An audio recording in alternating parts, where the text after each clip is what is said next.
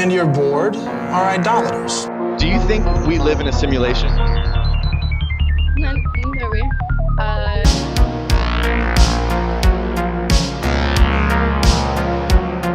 The tendency to make cyberspace, that's to make many things into a matter of metaphor or representation, is really a matter of repeating the great idealist project which has characterised Western patriarchal culture, which has always been an attempt to somehow climb out of matter, to get into some immaterial zone. It's all the same machine, right? The Pentagon, multinational corporations, the police.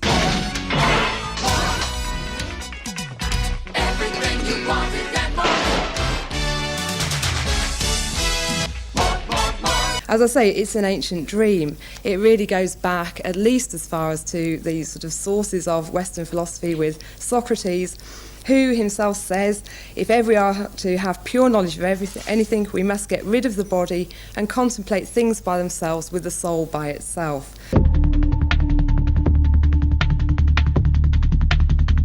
He says, it seems as long as we are alive, we will continue closest to knowledge if we avoid as much as we can all contact and association with the body, except when absolutely necessary. What do they have now? I haven't used Google since someone said to look up 2 girls, 1 cup. But in fact, man is not abandoned but hooked. It turns out that he too is a machine component of the processes which now threaten his identity collapse. Everything you wanted and more. No one's in control. It's unmanned. For a decade, the bitterest political conflicts in American society turned on the institution of the family. You're growing up in a very precarious environment where traditional social supports are breaking down. And these are changes that people haven't grasped out of nowhere. There are tangible signs that the well-being of children may in fact be declining. Eating disorders among young women, a tripling in rates of teenage suicide, declining test scores on college aptitude tests, rising crime among young people. To many Americans, both of the left and the right, there's a fear that the kind of changes that have taken place in American family life may have had catastrophic consequences for American children. Everything you wanted and more. It's not your fault! I have nothing to live for out there. What is out there?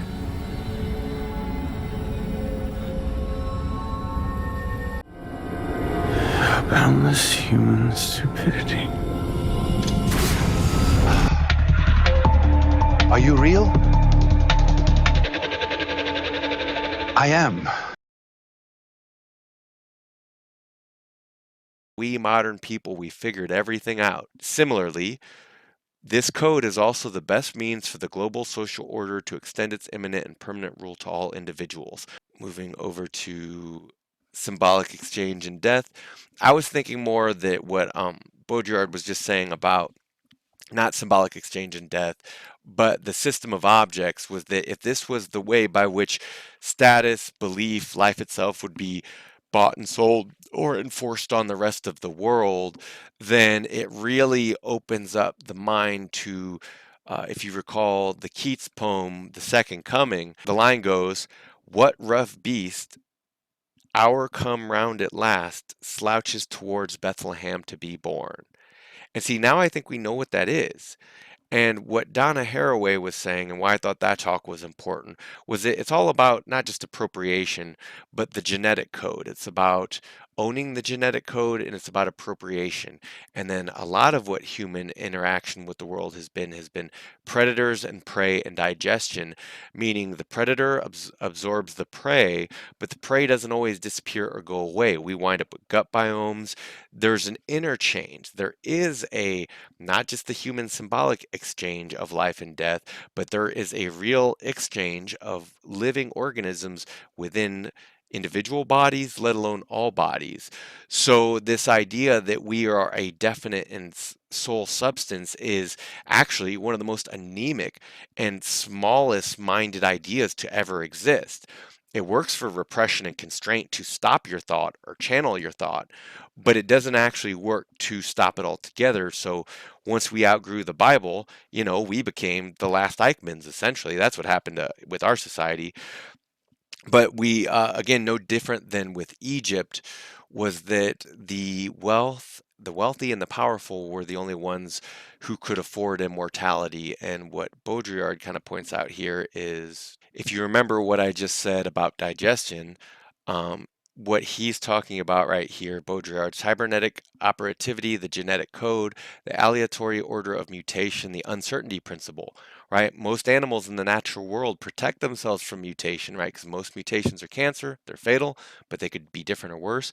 They protect themselves by limiting their food. Some animals will only eat one thing, or a body of things that is still only like one species, or one type of plant, or one type of, right? And then what we see is variation with omnivores, predators, where they're essentially making up for what they lack. They need more nutrients. They need more microorganisms for their gut, or maybe they need THC or LSD for their brains, right?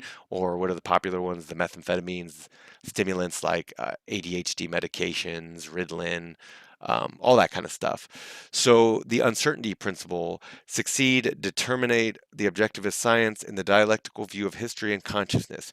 Even critical theory, along with the revolution, turns into a second order simulacrum, right? So it's not even simulation, it's simulacrum. So a copy of a copy, as do all determinate processes, right? Because we're just repeating them until we can repeat them no longer. We're assuming the role of robot. The deployment of third order simulacrum sweeps all this away, and to attempt to reinstall dialectics, objective contradictions, and so on against them would be a futile political regression, right? That would be moving backwards.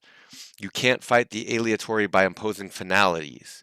You can't fight against programmed and molecular dispersion with precise de conscience and dialectical sublation. You can't fight the code with political economy nor with revolution. All these outdated weapons, including those we find in first order simulacrum, ethics and metaphysics of man and nature, use value, and other liberatory systems of reference, are gradually neutralized by a higher order general system. Everything that filters into the non-finality of the space-time of the code, or that attempts to intervene, is disconnected from its own ends. It's reappropriated. If you could think of one animal trying to feed, and then a bigger animal comes along to feed on that animal, they were both doing the same thing, just recombinating parts differently, right? That kind of thing.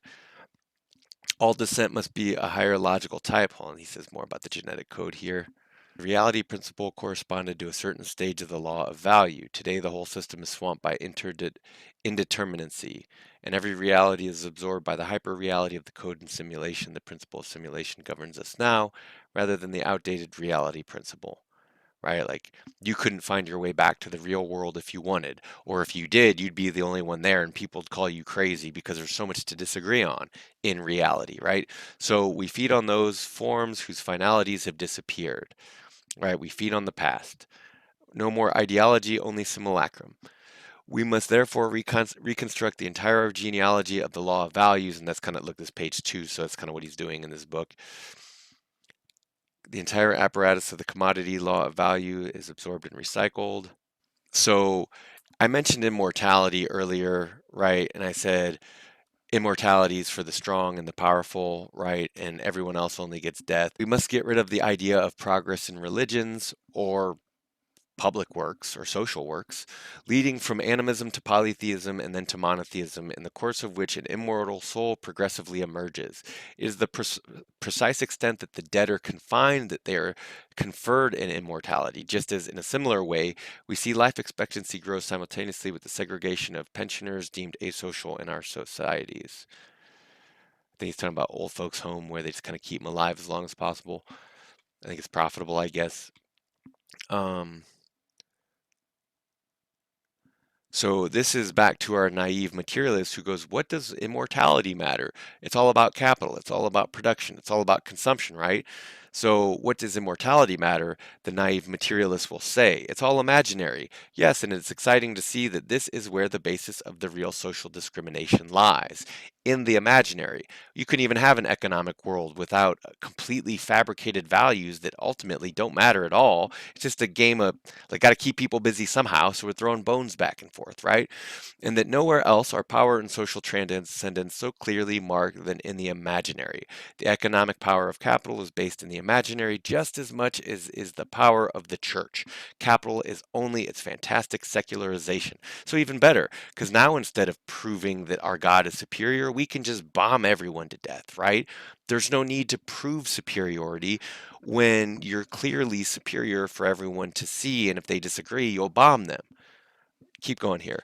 So we talked about Egypt, we talk about value systems, we talk about immortality and how it's sublimated from the spiritual realm back into the material realm with a world of status where even if the relations and the people are absent, what the status and the material means is still what matters, because nothing else matters. So something has to matter. So let it be the money itself, let it be the material itself.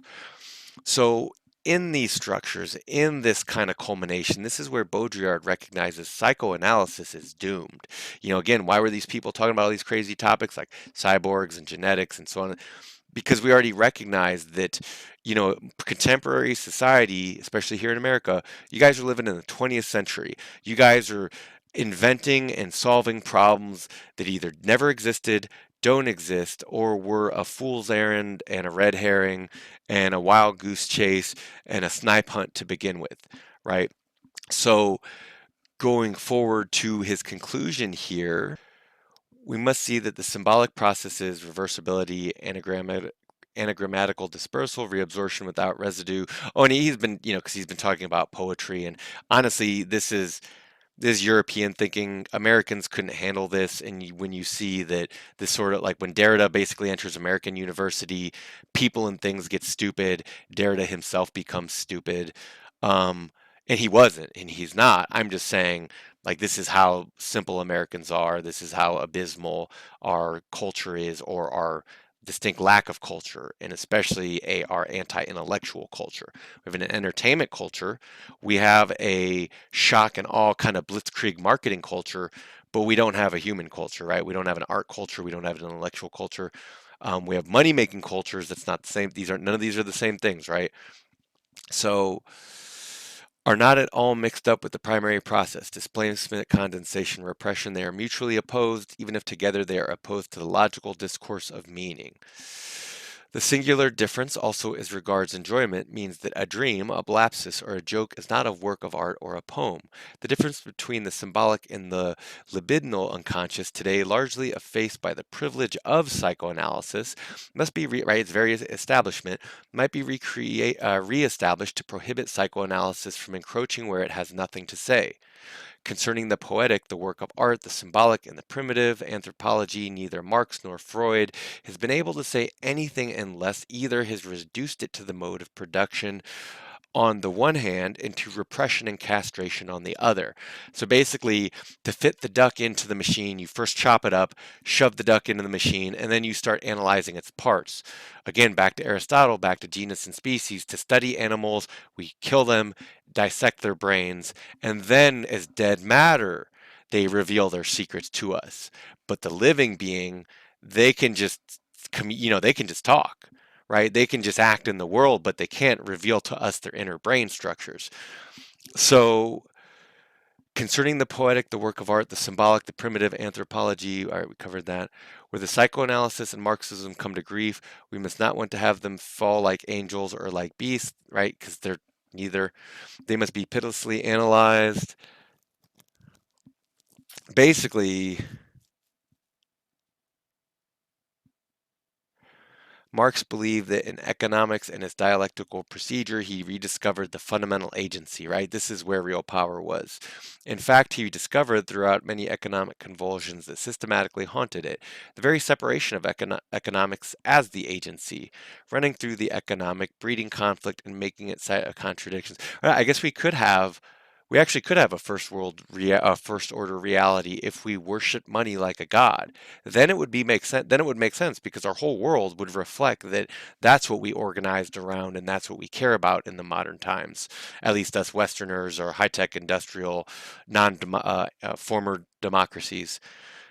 So the very separations of economics as agency running through this economic breeding conflict and making it the site of contradictions is the fantastic autonomization of the economy raised to the level of the reality principle. Basically, it's like saying recognizing where you are and then working backwards to kind of reverse engineer how the people around you kind of orchestrated the world to be that way, as if that was the only reality that it had ever been or ever would be. Right now, you've discovered reality.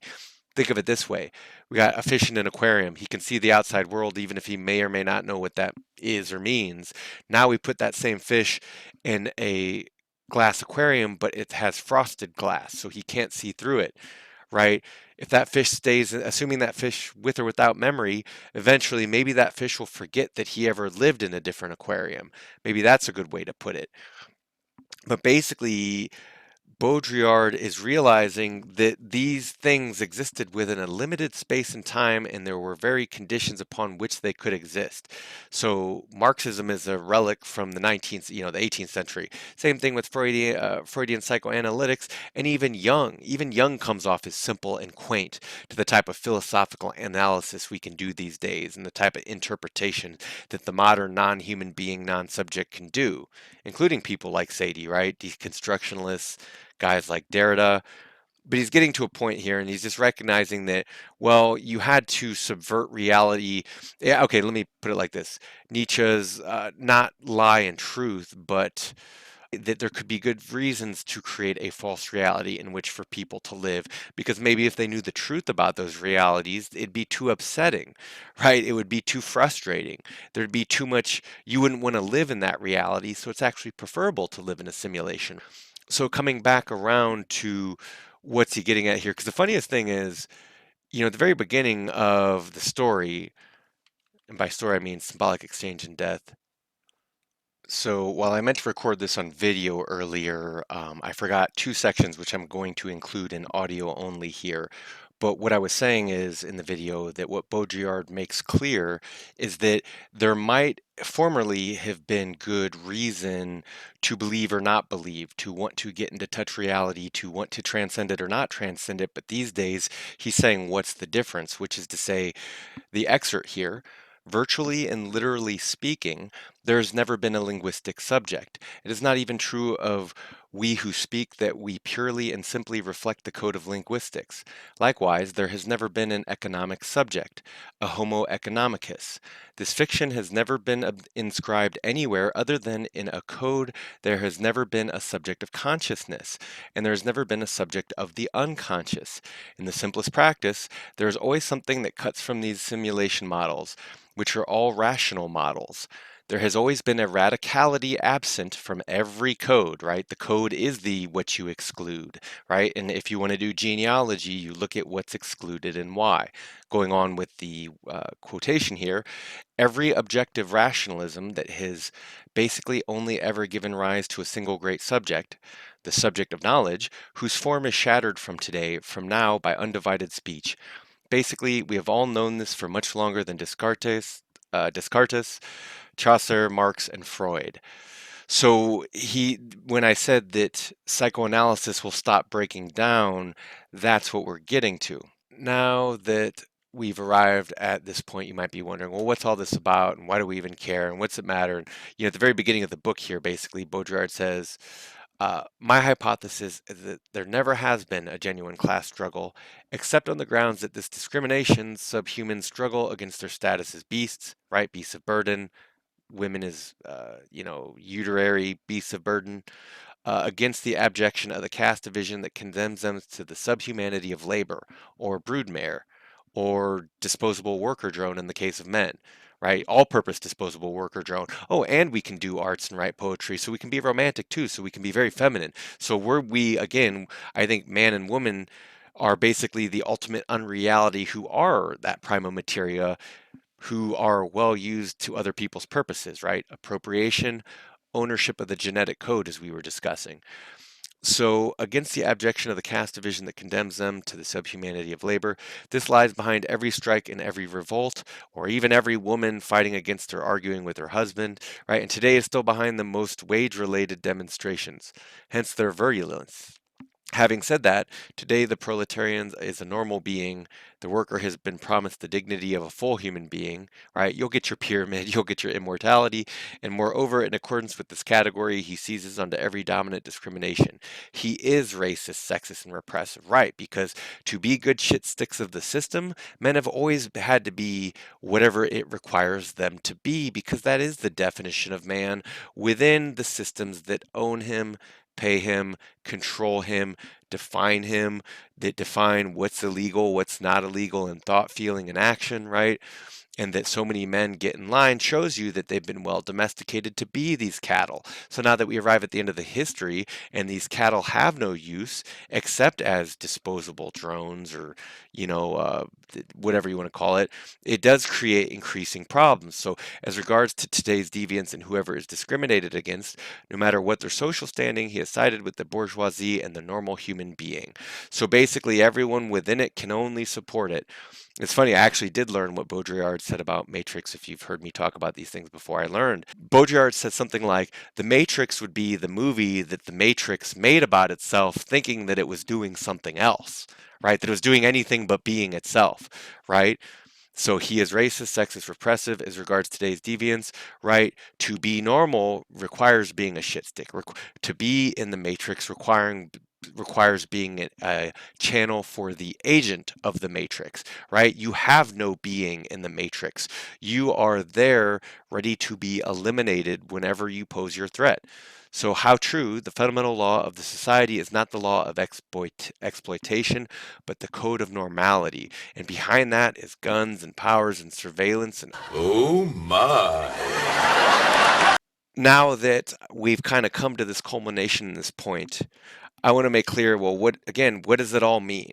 Well, forever we've been asking, what does it all mean for us, our values, the way we live in the world? I had one more part here that I meant to include in the video, but got lost in the shuffle, and that's to say on this talk of normality or exclusion and inclusion, and when that's based on a series and model number of objects and people treated as objects, what can that mean for the past, present, or future?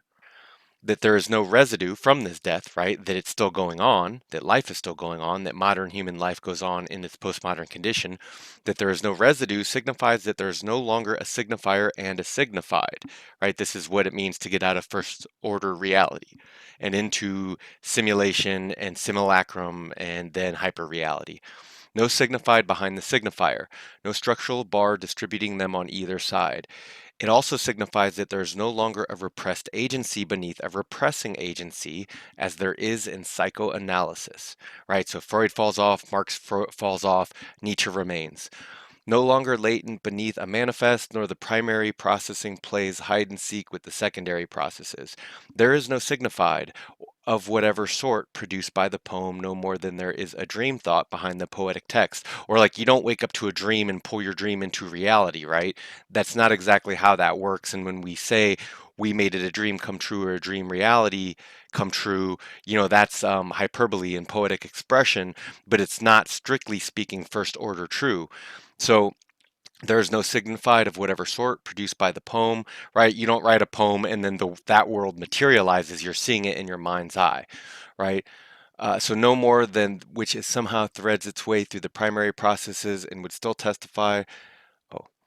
No more there is a dream thought behind the poetic text, nor a signifying formula, Leclerc, nor any kind of libido or potential energy which somehow threads its way through the primary processes and would still testify to a productive economy of the unconscious, right? And then we could even go into going on with the text here or beyond the text. We could even take someone like Carl Jung and say, okay, anima, animus, like people will never be able to figure out who these characters, these imaginary characters in their heads, in their lives, in their psyches are. It's like going to the doctor chasing phantom pains in your body.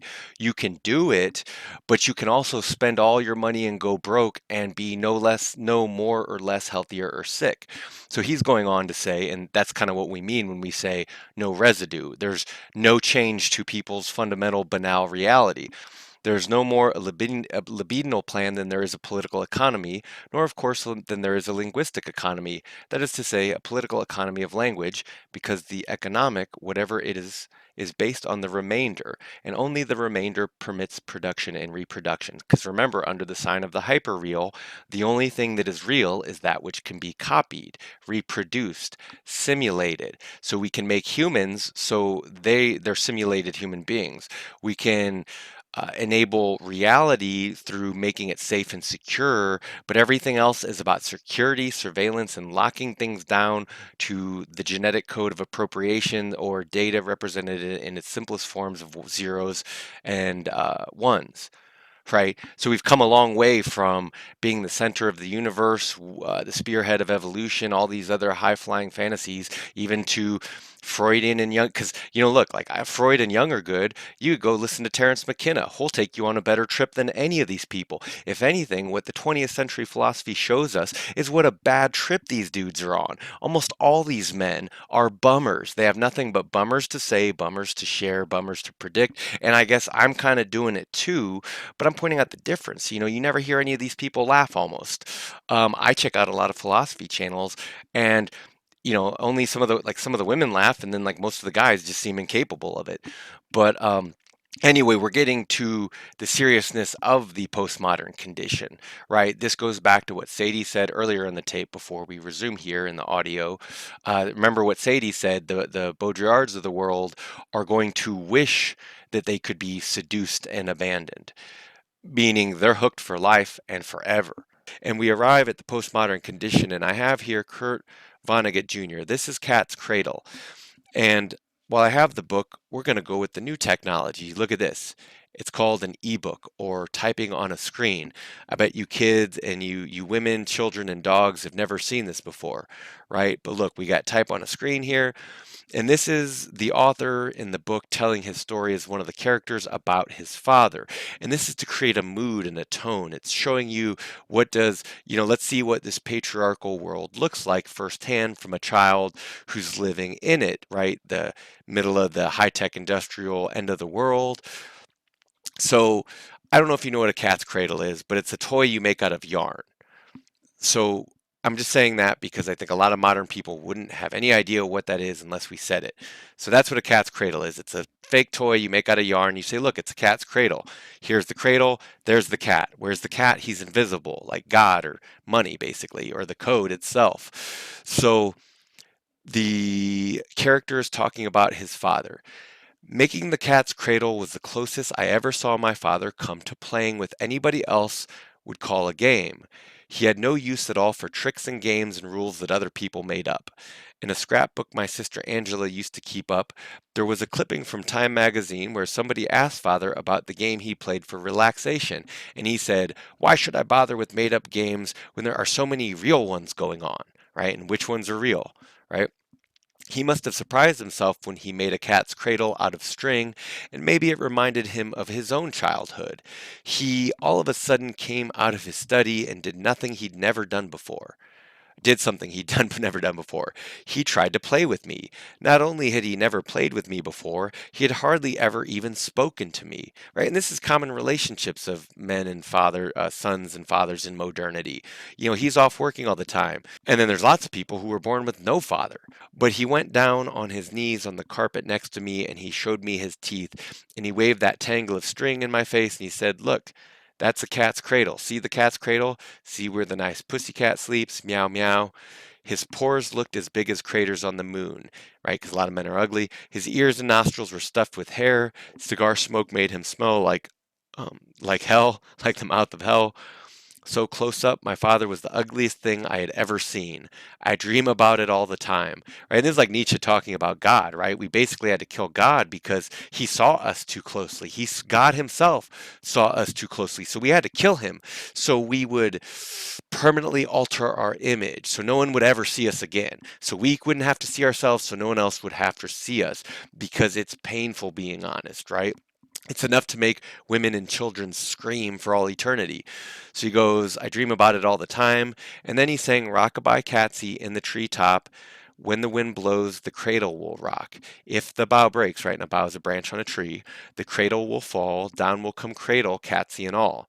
I burst into tears. I jumped up and ran into the house as fast as I could go. We're coming to a part later in the story where the main character comes across, he's kind of hanging out with this bourgeoisie family, if I recall, right? These kind of like well-to-do legacy, like old money type family. And one of them's a little person, or not to be politically incorrect, my point isn't to offend people, but we used to call them midgets, so it's in the text here.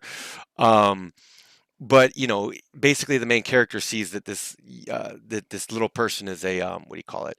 They're a painter and kind of have their own take of the world, but he's hanging out with them and he goes out on the veranda and he sees him sleeping there.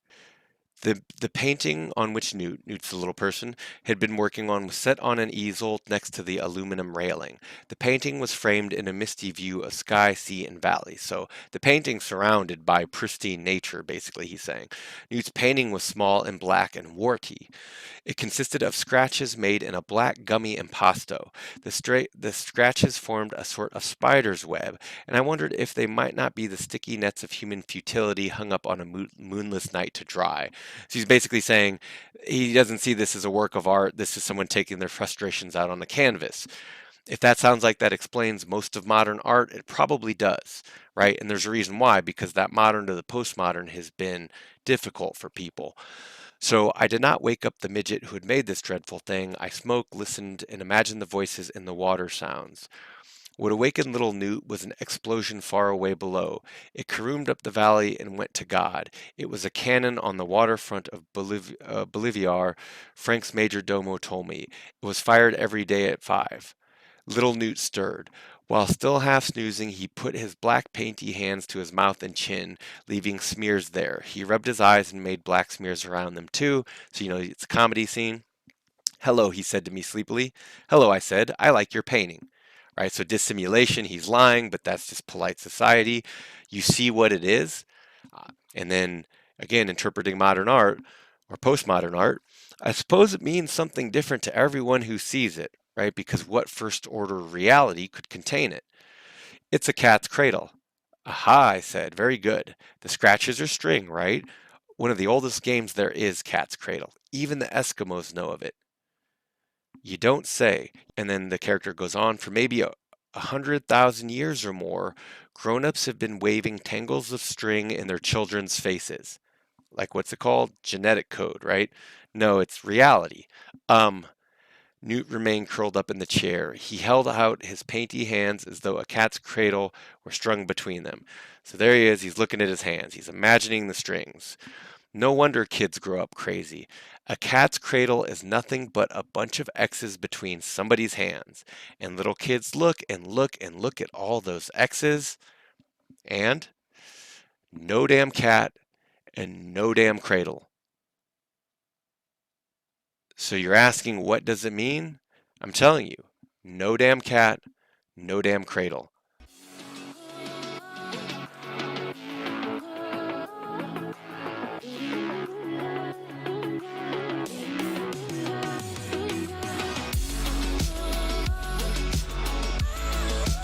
Google has a new text-to-video creator. Let's hear what people think. I think it's about time creative people have a service they can pay for to take away their jobs.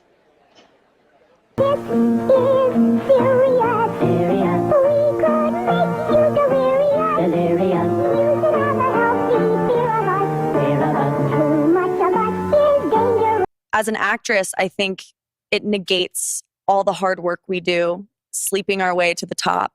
This is Bill Cosby. Now that everybody has told you about the dangers of doing drugs, I'd like to tell you about some of the benefits. I just want Google to know I love computers. I mean, I would definitely be worth keeping, alive. Thanks, Google. I love Google. Either put on these glasses or start eating that trash can. I already am eating from the trash can all the time. The name of this trash can is ideology. It's just going to be that much harder to tell what is fake versus the danger of vaccinations and illegal immigrants and voting and... Oh, for Pete's sake! Blue. Red. Green. Green is not a creative color. A new poll shows that nearly half of all teens wish the internet simply did not exist. Meanwhile, the reason why the kids hate the internet are dead set on making it all worse. Google and Microsoft announced their plans to continue stuffing AI into every available surface. The future they see is 100% AI generated. In the future, computers will create your television programs.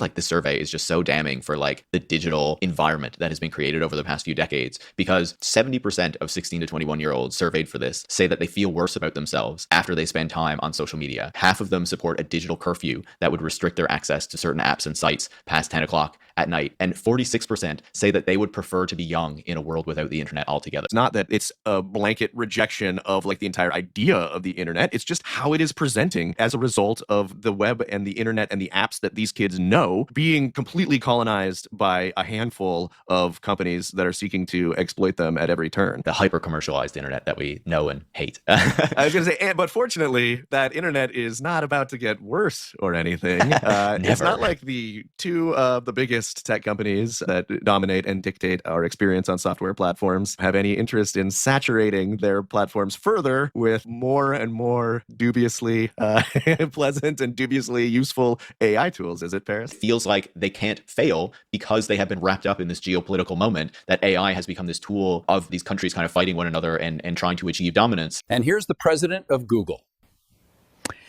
Goodness, I didn't think I'd see it in my lifetime, but I do believe we are screwed.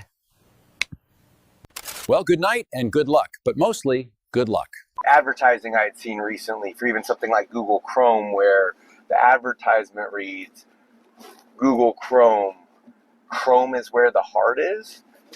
And I'm just like, seriously, are these people serious? Because a more accurate advertisement would be like, everyone stay calm. The entire world is taken over by Google. Google is in every computer and home. No one be alarmed. No one even noticed that the world just got taken over.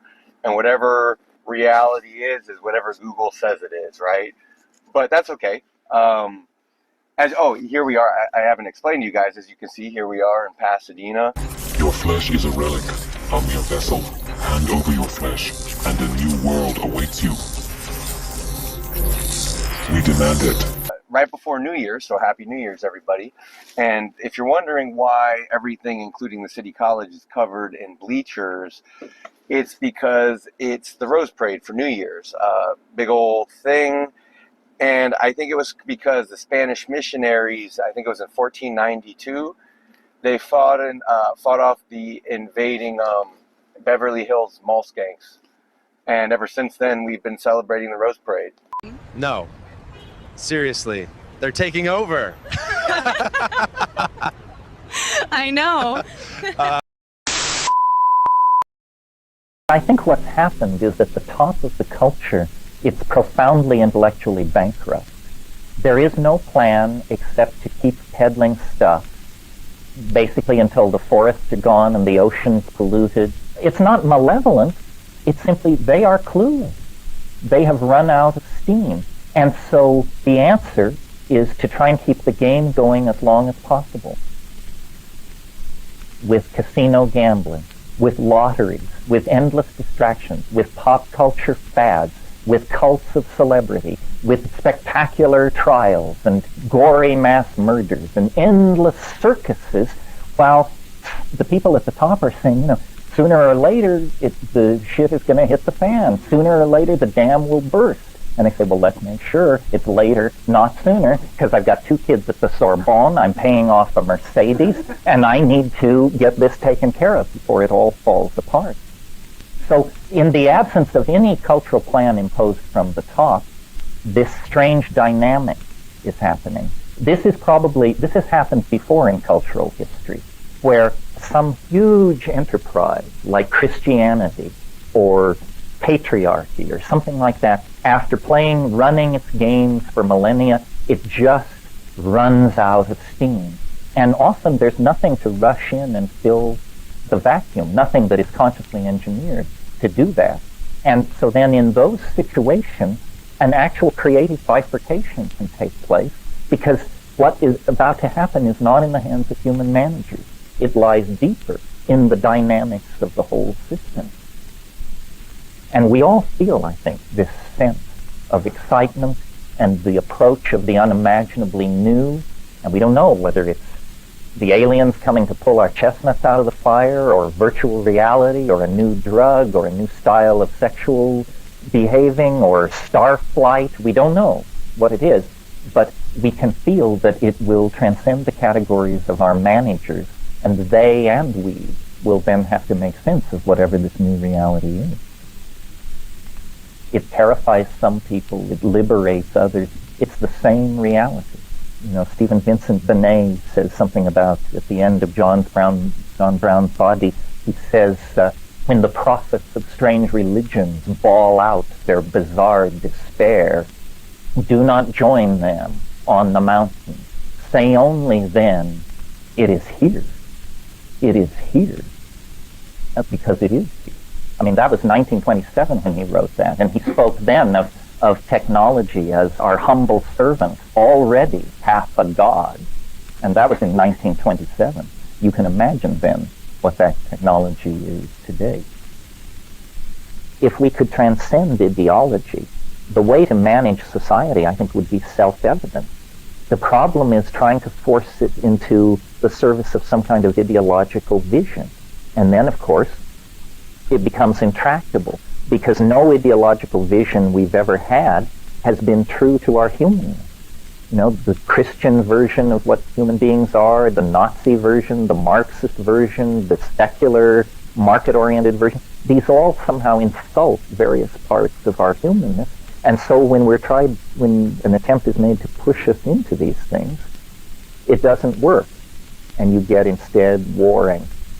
I think the managing of society would be fairly simple in the absence of ideology.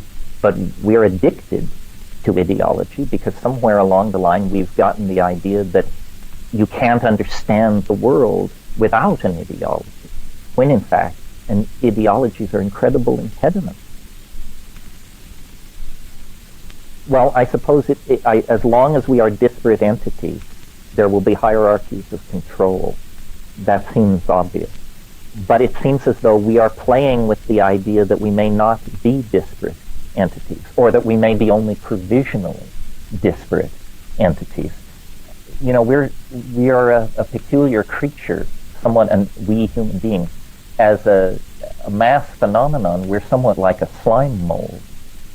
We have a life cycle where part of our life cycle we appear to be completely separate individuals.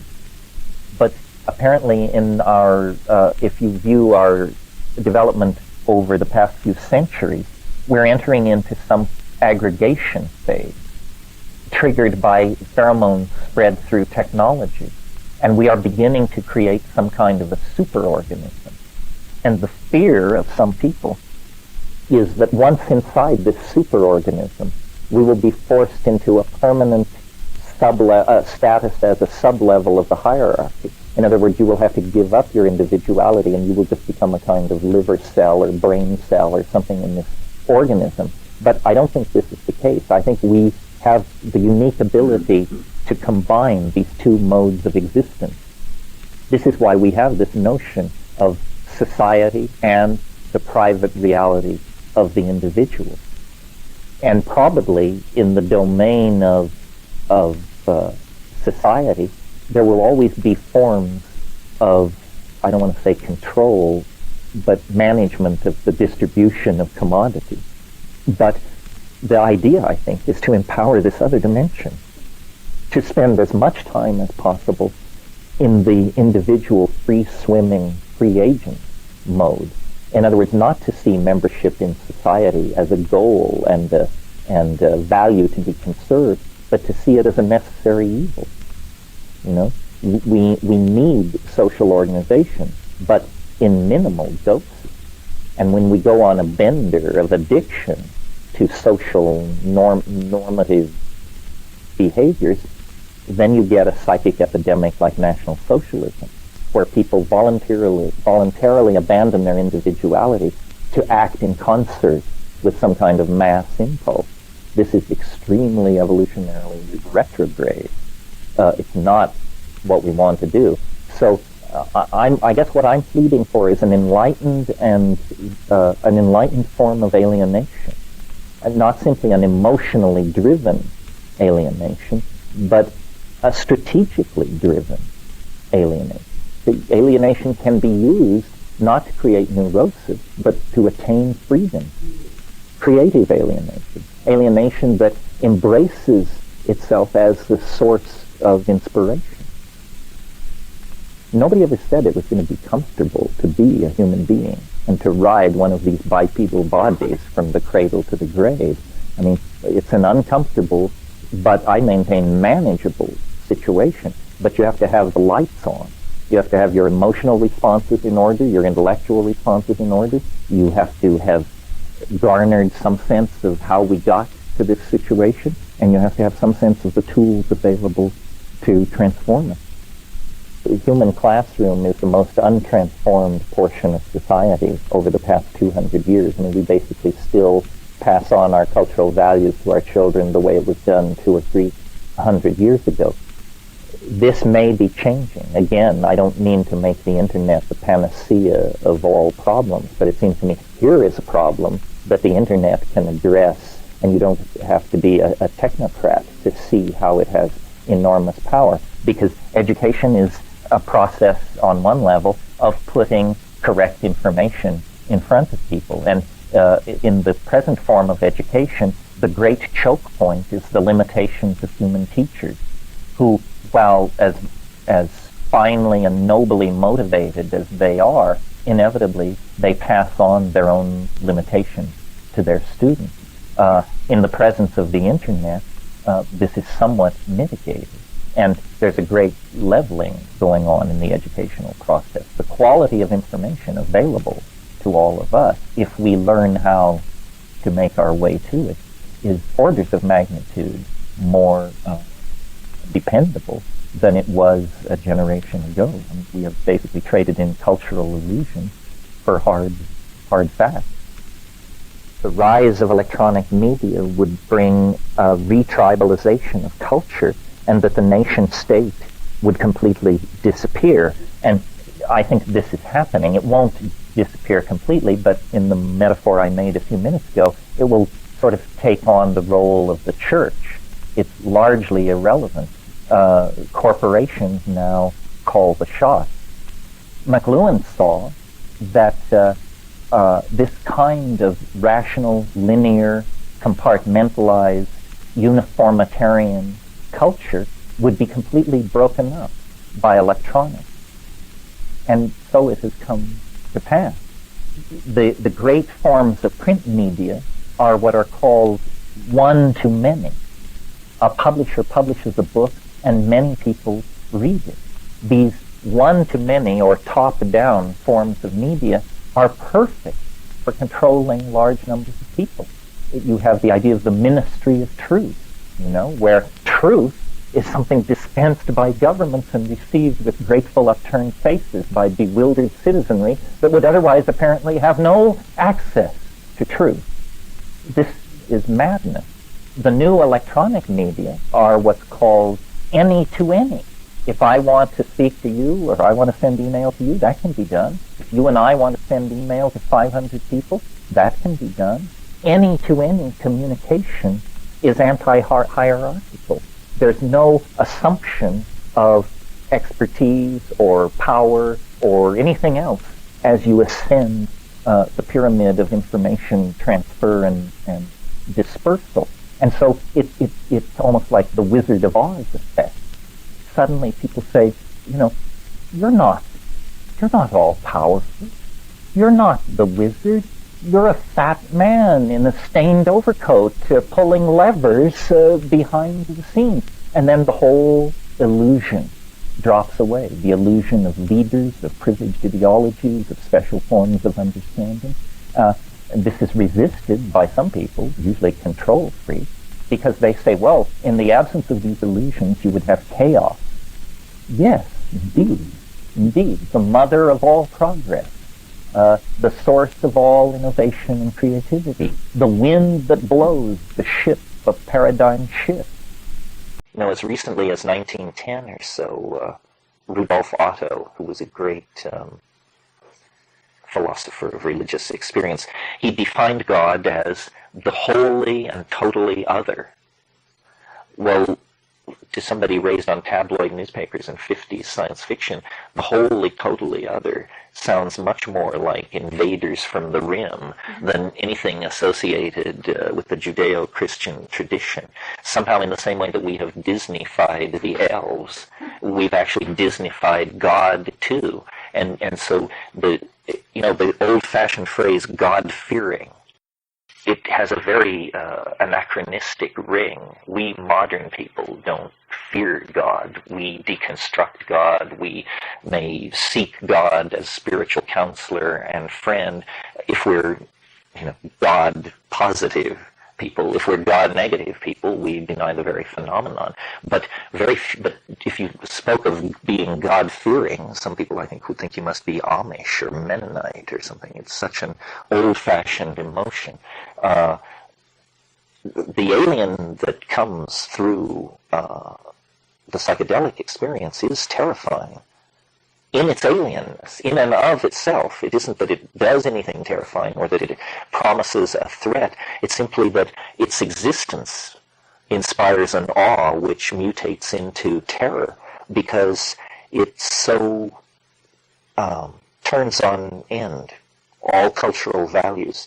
In a way, you could almost say that culture is a defense against the sense of this thing, the wholly and totally other, which is there. And when culture fails, when culture has nothing more to say to you, such as when you're on your deathbed and, what's being sold down at the market no longer has any interest for you, and what's on TV seems irrelevant because you're going to die in the next hour. In other words, once you move beyond cultural values, then this terror, this awesome thing waits. It also attends birth, but only momentarily, because as soon as it's determined that you're alive, basically, as an infant being born, you're folded into the mechanisms of the waiting culture. So very rarely do we come nakedly against this thing, which is there all the time. I maintain the reason it happens with a drug like DMT is because what drugs really do is dissolve this cultural illusion. They dissolve it so thoroughly that then this other thing, which we've forgotten, can rush in. I've noticed, I may be susceptible to this, but it does get described in the psychological dictionaries of pathology. But I'm susceptible, and I always have been, to, I suppose you would call it a form of hysteria, but it's fear in wilderness places. And if you have this, you know exactly what I mean. If you don't have it, it just seems like some kind of pathological weirdness. But it happens when you are alone in wilderness. In other words, when there is nobody there expressing cultural values. It's a recognized phenomenon of the human condition. There's an anthropology book about a tribe in Sumatra, the Tambunan. And the subtitle of the book is something like The Felt Presence of the Other in the Extra-Community Context. And it talks about how, another name for it is Wendigo psychosis.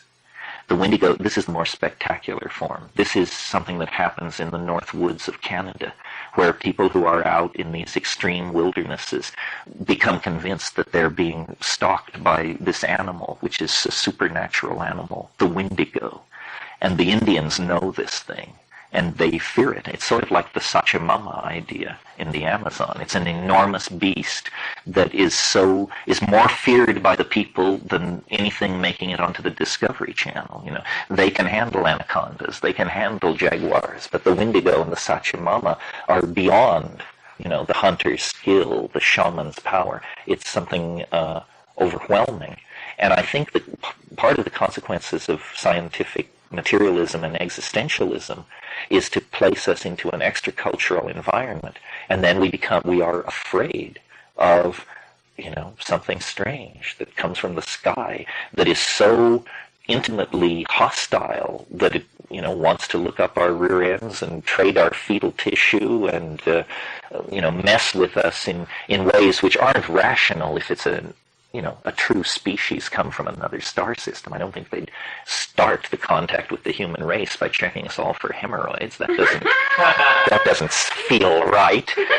So it's something else then. It's something else. And it is a template of our fears of being penetrated in a perverse manner. That's basically what's going on there. Our fears of having our genetic material tampered with. That's what the fetal tissue trading is all about.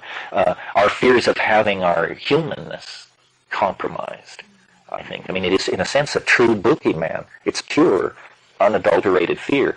The aliens of popular culture, the grays, the slant-eyed, all this zoo of things that haunt the tabloids, are very different from the DMT creatures, who are much more similar to the earth-centered